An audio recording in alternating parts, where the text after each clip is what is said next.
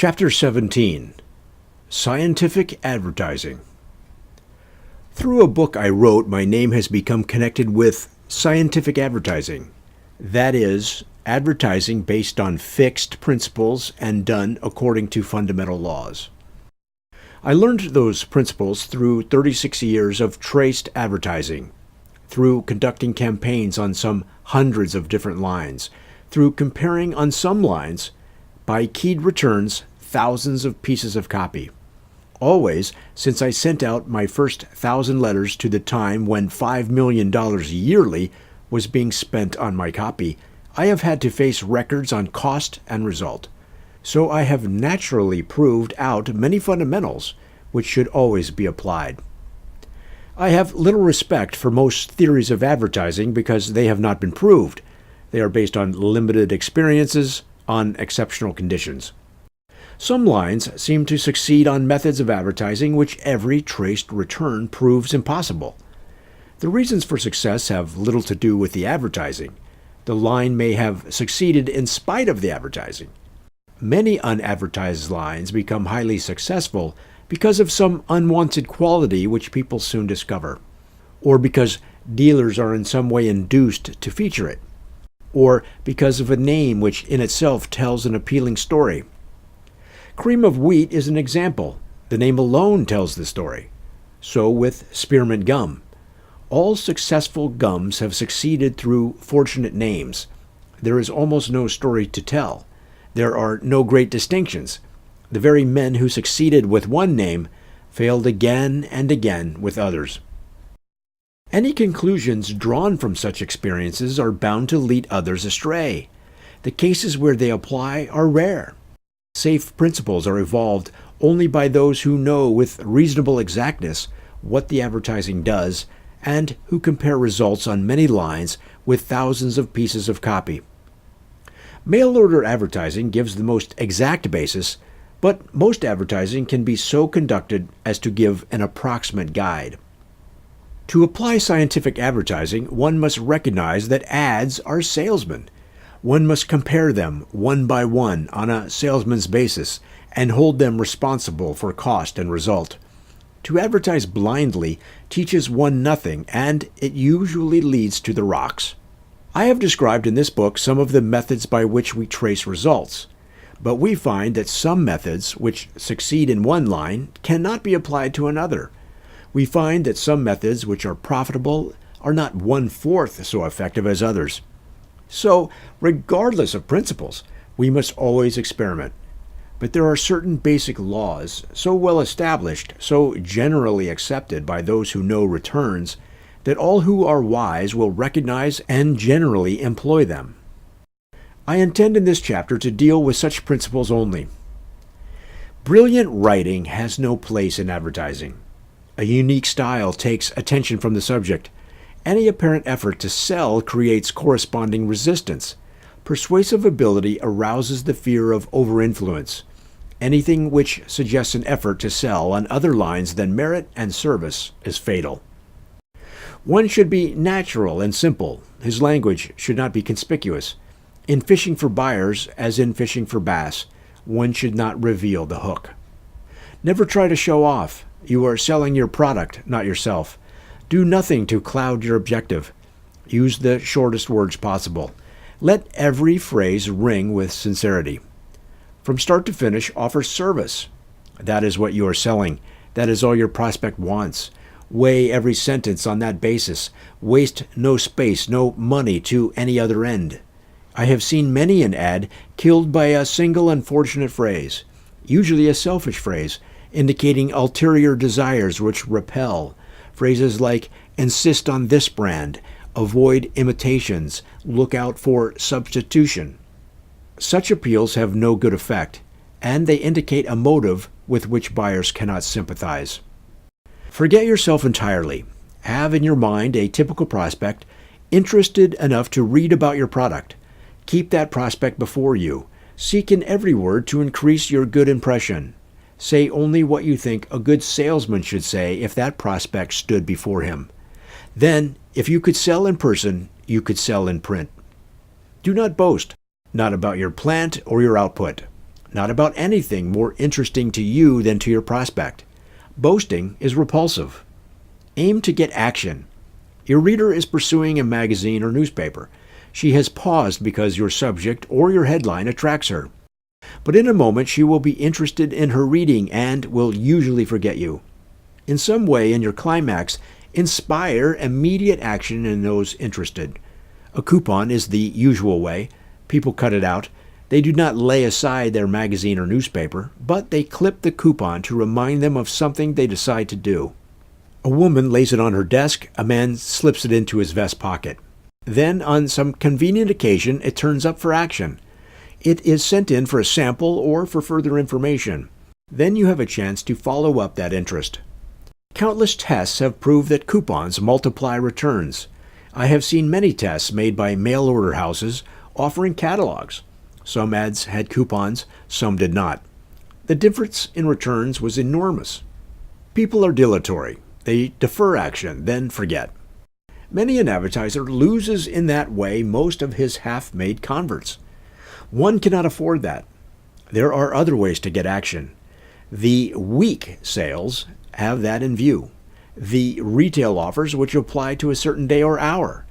Limited offers of every sort. Something to induce prompt action to avoid procrastination is always an important factor. Frivolity has no place in advertising, nor has humor.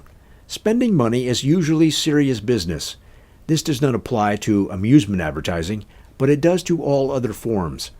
Money represents life and work. It is highly respected. To most people, spending money in one direction means skimping in another. So money spending usually has a serious purpose. People want full value. They want something worth more to them than the same amount spent in other ways would buy. Such subjects should not be treated lightly. No writer who really knows the average person will ever treat it lightly.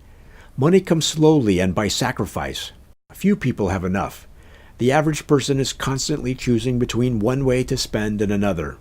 Appeal for money in a lightsome way, and you will never get it. Sunny Jim proved that. So did Spotless Town. So did many others which are long forgotten. Nobody can cite a permanent success built on frivolity. People do not buy from clowns. Never seek to amuse. That is not the purpose of advertising. People get their amusements in the reading matter columns. The only interest you can offer profitably is something people want. Do not try to compete with the stories or the news columns, with the pictures or the cartoons in their field. You may win attention, but not valuable attention. Most of the people you attract in this way have no interest in your subject. The ad columns and the reading matter have their separate purposes. You cannot fool people by any resemblance. None should attempt it if he could. What does it profit an advertiser to attract a reader who has no interest in his subject? Any product worth advertising, if rightly presented, has more interest than a story. It means economy or help or pleasure, perhaps for years to come. Amusement is transient. Why sacrifice your great appeal to secure a moment's fickle attention? Advertising means salesmanship to millions. Because of its big field, it is very expensive. In national advertising, the average cost is at least $10 per word. One must figure that. Make every word count to the limit. Cut out every word which is not worth that $10. Never repeat. This should be done without stilted effects, but it must be done. A salesman who wastes his time, who says useless things and repeats, may cost $1 per hour, but an ad which does like things is wasting $10 per word, and such wastes are important. The difference between profit and loss in advertising is not usually very great. If success were easy, the field would be overcrowded. Most success comes through efficiency. Most failures are due to waste. Do not waste space in any way. It is expensive. Remember that all our ordinary reading is done in 8-point type. Most mail-order advertisers presenting something more interesting than ordinary reading matter have adopted 6-point type. Despite these facts, countless advertisers present their story in larger type. I do not know the theory. Certainly the easiest type to read is the ordinary. Anything unusual presents to us difficulties. Advertisers struggle for attention. They strive to demand it, not induce it. And big type is one of their methods. Anyone who traces results can quickly prove that oversized type does not pay. Double your necessary space and you double your cost. All mail-order advertising proves that, as do all other forms of traced advertising. If your story is interesting, people will read it in their accustomed types. If it isn't interesting, they will read it in no size of type, or if they do, their reading will not help you. On the same theory, many put their display lines in all caps.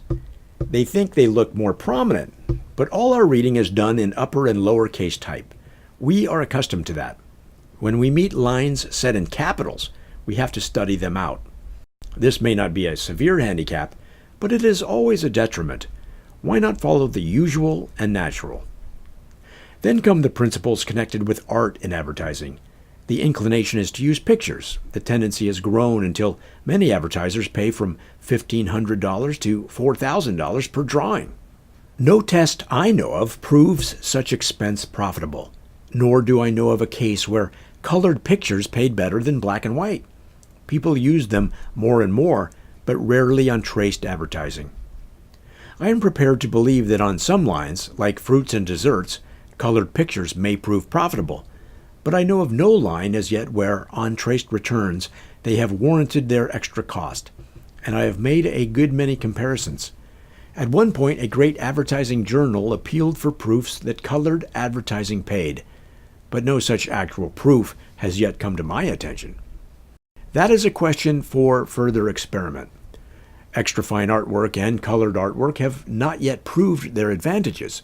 If they do so in certain lines, I doubt if ever the results can be applied to all lines. The incentive is not allied to salesmanship. One cares little how a salesman dresses. We regard overdress as a fault. So with salesmanship in print. I have never found a case where one fine appearance paid its costs in extra sales, and I know of no one else who has done so. My idea is that fine artwork, like fine language, simply makes buyers wary. Another principle taught by experience is that ads should tell the full story. People do not read ads in series. The advertiser who today attracts them may not again get attention for months. So when you get a reading, present all your arguments. In an advertising campaign, we find facts which appeal and we retain them. We find other facts which don't appeal and we drop them. We find these things out by featuring our various claims in headlines. We find that one lead brings a great deal of interest, while another brings little or none. So we gauge our appeals accordingly. Some will buy for one reason, some for another. But all appeals which prove themselves important should be included in every ad. Otherwise, our most convincing arguments fail to reach our interested readers. We cannot expect people to read our ads again and again. Our subject attracts them, and they give us brief attention. It is up to us then to convince them or forever lose their interest. They will not read another ad of ours if we fail to present in an enticing way something they desire. We should not lose our opportunity. Every ad should include whatever we have found appealing to any considerable class. Then there are different ways of stating things. Some are impressive, some are not. Superlative claims do not count. To say that something is the best in the world makes no impression whatever. That is an expected claim. The reader may not blame us for exaggeration, but we lose much of his respect. He naturally minimizes whatever else we may say.